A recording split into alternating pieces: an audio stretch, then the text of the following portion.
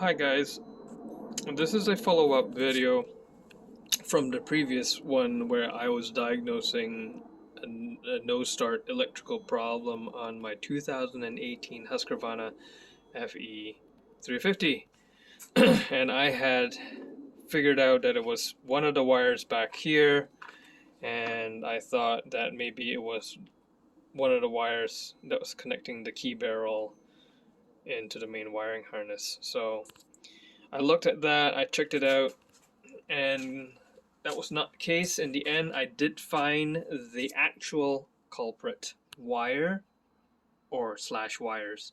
So these four wires here, these wires go into this connector here, this little plastic connector, and guess where that goes? That's right, it goes to the starter button. I'll see if this camera phone will go in enough so you can kind of see. Come on, there you go. That wire right there, that's frayed,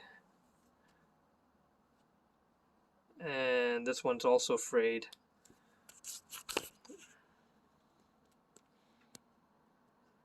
See that?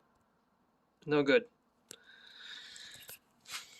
So I took a look at some of the other wires behind the headlight as well, and then I also noticed that this is the flasher relay for your turn signals, and not sure if it will focus. There you go. But both those wires are also fraying because they are rubbing up against this plastic housing right here.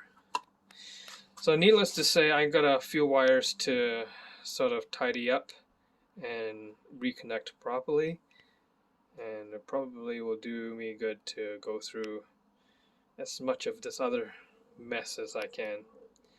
But anyway, that's my update for the electrical no start on this FE350.